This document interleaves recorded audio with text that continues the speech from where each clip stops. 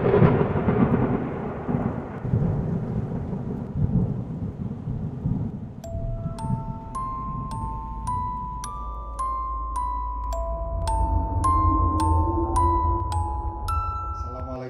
warahmatullahi wabarakatuh.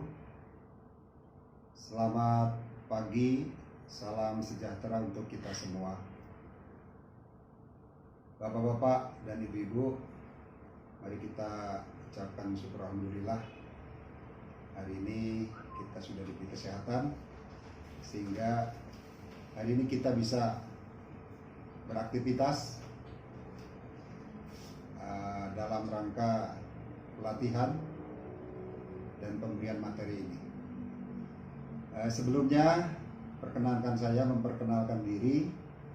Nama saya Weda Panji Hudaya.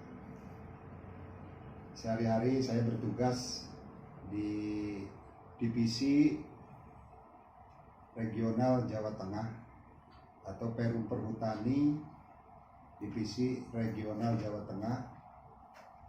Saya di sini expert media perlindungan sumber daya hutan.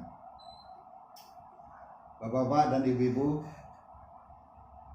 hari ini rencana akan yang saya sampaikan adalah salah satu materi yang kebetulan di saat-saat musim saat ini adalah musim kemarau, yaitu materi mitigasi kebakaran hutan.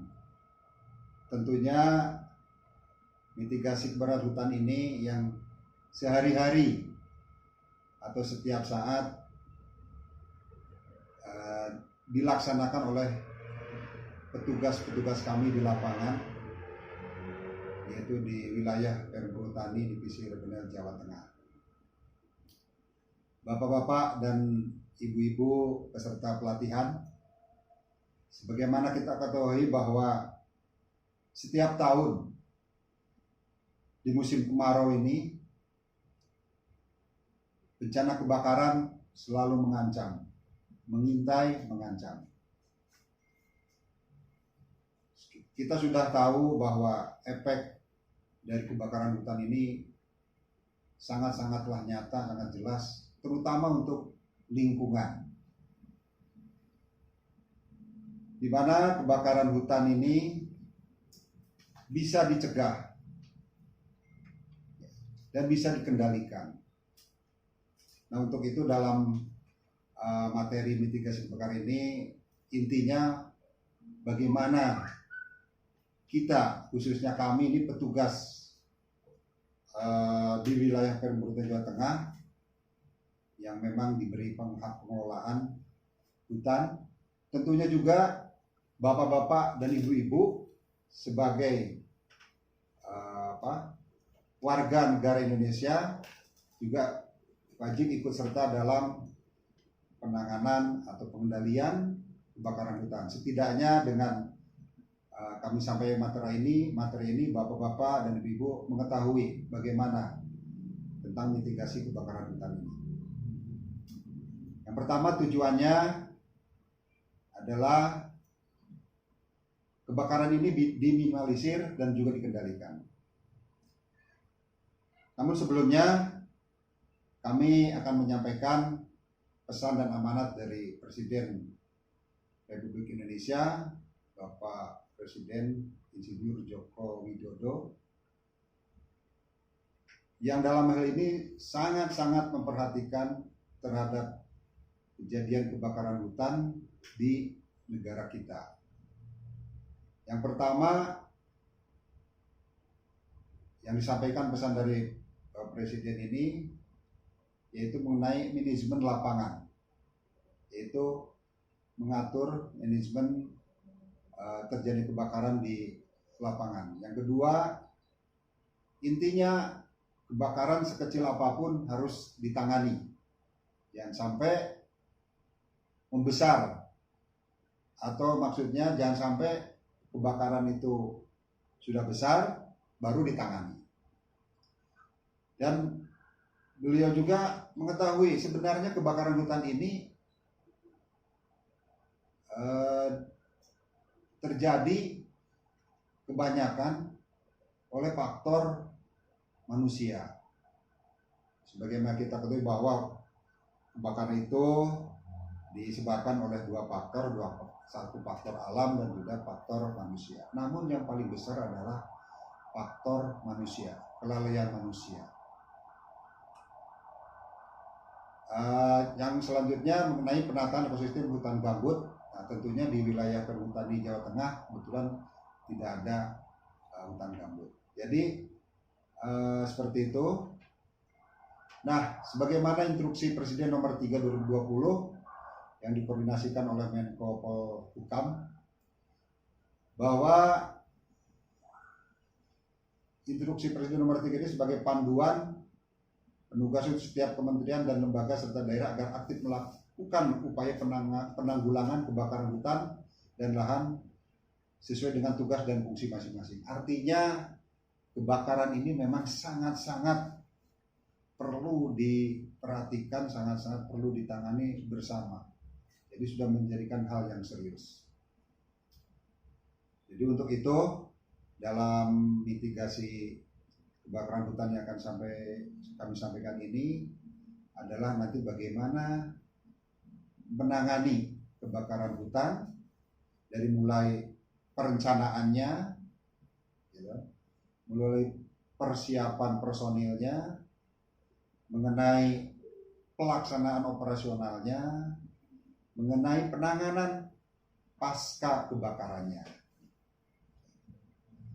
Bapak-bapak dan ibu-ibu, kami sampaikan bahwa kami di perhutani ini tentunya ada pijakan hukum dalam penanggulangan kebakaran hutan ini. Pijakan hukum yang kami pegang adalah Undang-Undang 41 tahun 99 tentang kehutanan. Peraturan Pemerintah 45 tahun 2004 tentang perlindungan hutan. Peraturan Pemerintah nomor 72 tahun 2010 tentang Perum Perhutani. Impres nomor 11 2015 tentang peningkatan pengendalian kebakaran hutan dan lahan. Peraturan Menteri LHK nomor 32 tahun 2016 tentang pengendalian kebakaran hutan dan lahan. SK Direktur Perhutani nomor 803 tahun 2016 tentang pembagian tugas dan tanggung jawab dalam pengendalian kebakaran hutan. Petunjuk kerja pengendalian kebakaran hutan di Perum Perhutani dan Surat Direktur PHKL tanggal 21 Juni 2018 tentang pemenuhan Sarpa dan Karhut. Jadi itu pijakan-pijakan hukum yang kami pakai mulai dari Undang-Undang 41 sampai dengan petunjuk kerja yang ada di perhutani. Kebijakan-kebijakan dalam pengendalian kebakaran hutan yang ada di Perum Perhutani, pertama dari mulai perlindungan sumber daya hutannya, perencanaan, monitoring dan evaluasi, koordinasi, konsultasi dan supervisi, mengenai pengelolaan sumber daya manusianya. Jadi seperti itu kebijakan-kebijakan yang ada di perhutani dalam penanganan dan penanggulangan kebakaran hutan. Sebagaimana bapak-bapak dalam pelatihan ini kami sampaikan, Perum Perhutani Divisi Regional Jawa Tengah itu mengelola hutan seluas 635.000 hektar. Ini luas yang dikelola sangat luas. Coba bayangkan seluas itu tidak dipagar, bapak-bapak. Di musim kemarau ini barang tentu banyak pihak-pihak yang atau masyarakat ataupun juga hewan, ya, fauna dan sebagainya yang ada di hutan yang sejumlah 635 hektar, ketika terjadi kebakaran sangat berpengaruh. Dari 635 hektar itu kami ditugasi personil Polhut itu berjumlah Polhut, ya. Jadi dari karyawan perhutani itu 6.000 itu yang bertugas sebagai polisi hutan yang menangani perlindungan sumber daya hutan yang di dalamnya penanganan kebakaran hutan itu ada anggota 2.500. Barang tentu dan keluasan itu tidak cukup. Nah, maka ini dengan pelatihan ini diharapkan bapak-bapak dan ibu-ibu memahami mengenai mitigasi kebakaran hutan yang sewaktu-waktu ataupun kapanpun ibu dan bapak di lingkungannya bapak dan ibu masing-masing sudah mengerti, paham tentang mitigasi kebakaran hutan. Prioritas yang dilaksanakan di Perhutani penanganan kebakaran hutan ini ada beberapa wilayah yang menjadi sorotan, menjadi isunya tinggi. Nah, ini juga sebagai suatu pengelolaan informasi dan isu juga. Ini kita ada 6 gunung ya, 7 gunung yang menjadi skala prioritas di wilayah Perhutani Jawa Tengah, yaitu Gunung Sumbing dan Sindoro, Gunung Selamet, Gunung Lawu, Gunung Muria, Gunung Prau, dan Gunung Telomoyo dan Gunung Ungaran. Ya, ada 8 gunung. Nah, ini menjadikan prioritas karena apa? Kebakaran di wilayah-wilayah gunung ini sangat luas pengaruhnya, baik secara ekosistem, lingkungan, ataupun isu. Sehingga prioritas di tempat itu. Dan tentunya kita di tempat-tempat lain juga kita prioritaskan. Namun ada skala prioritas yang kita kedepankan, yaitu kebakaran-kebakaran di wilayah gunung. Pertama, faktor kesulitannya yang sangat tinggi. Kedua, penanganan kebakarannya yang relatif sulit. Dalam penanganan kebakaran gunung ini tentunya ada beberapa metode yang dilakukan oleh Perhutani.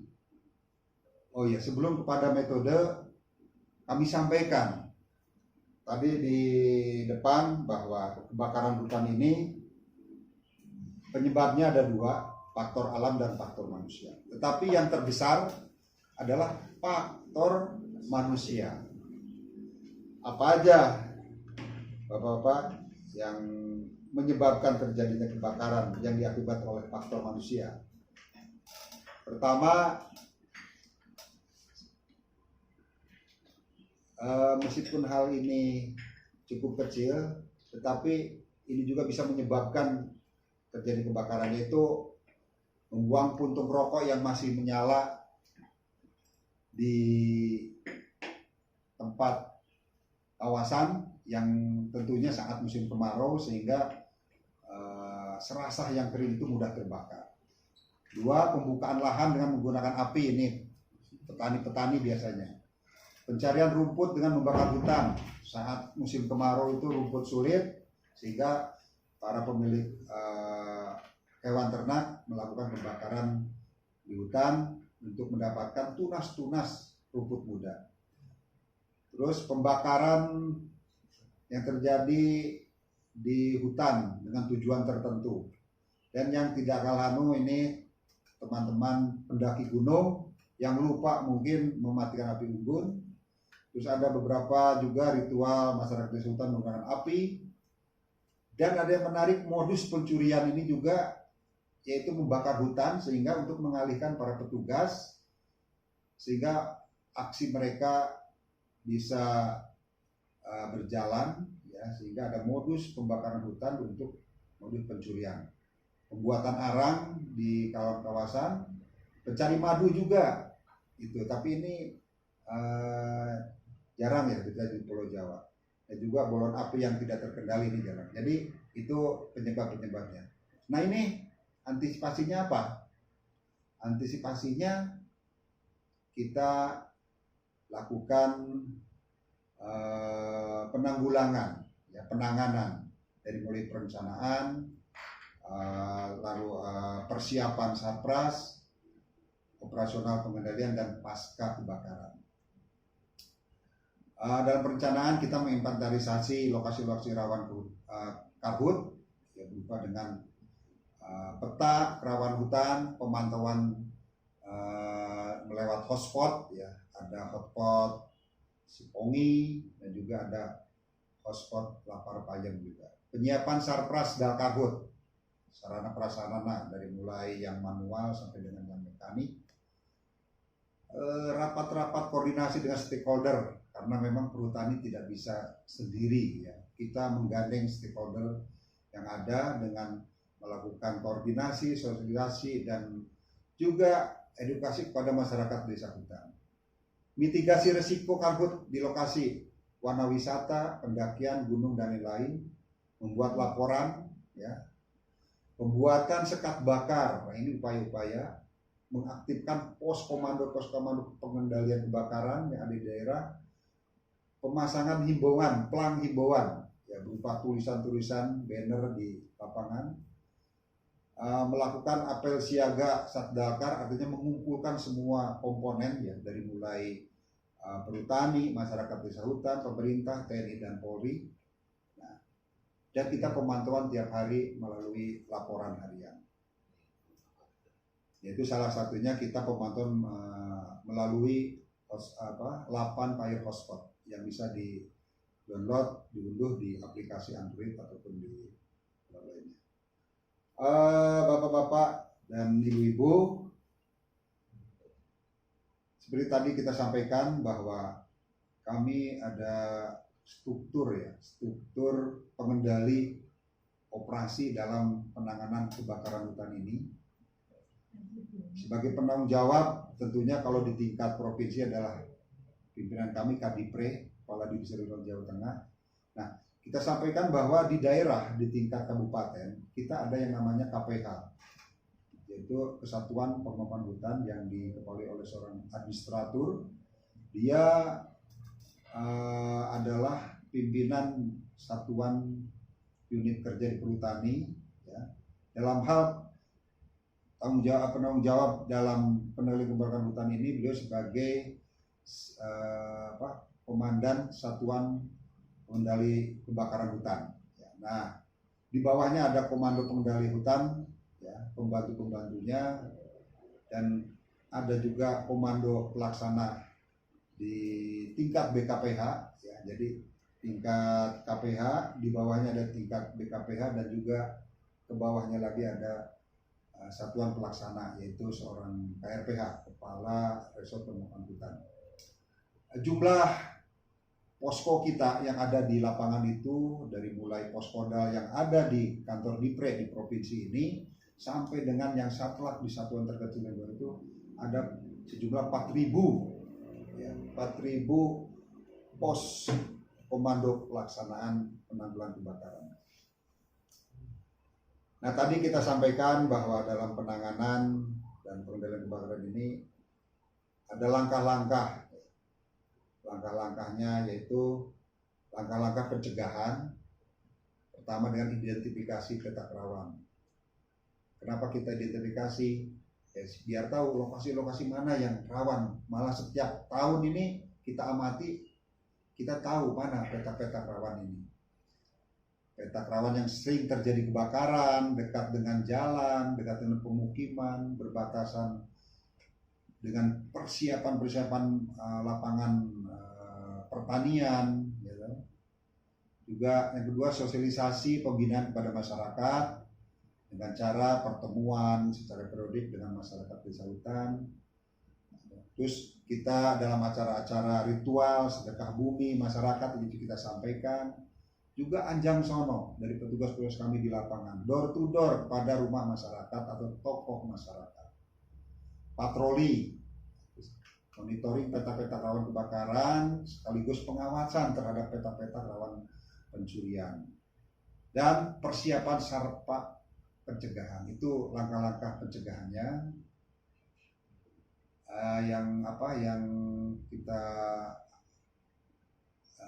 laksanakan sesuai dengan SK Menteri LHK nomor 32 tahun 2016. Nah, tadi langkah-langkah.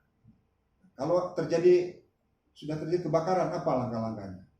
Yaitu pertama ada pemadaman awal. Ini pemadaman awal itu yang tadi disampaikan oleh pesan di depan Bapak Presiden kita, bahwa mulai dari sekecil apapun terjadi kebakaran harus segera ditangani. Jangan sampai sudah besar baru ditangani. Artinya pemadaman awal ini terhadap titik api kebakaran yang dilakukan oleh regu patroli, regu skala kecil, ya, itu yang ditugaskan melakukan pengecekan lapangan terhadap titik panas melalui pemadaman seketika tanpa mengganggu atau menunggu perintah. Artinya skala kebakarannya yang masih kecil, ya, belum luas.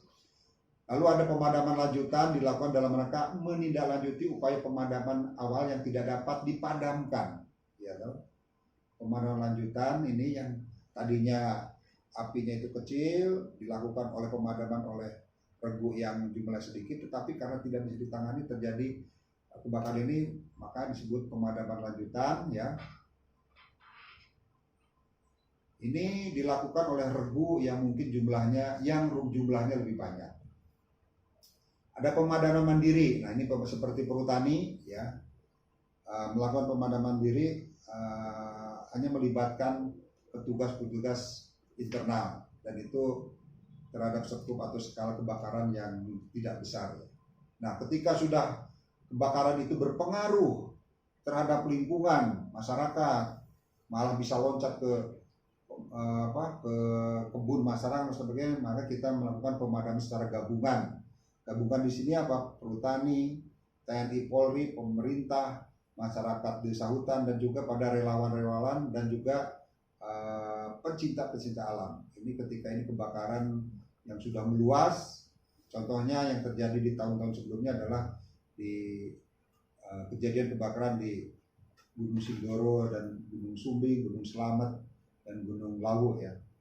Nah, ketika pemadaman kebakaran itu sudah tingkatnya lebih sulit, apalagi yang di gunung-gunung, yang dalam ini manusia mungkin terbatas naik ke atas, maka ada namanya pemadaman melalui udara. Ini sebenarnya pemadaman lewat udara ini cukup mahal biayanya, ya, dengan menggunakan helikopter tentu biayanya cukup mahal.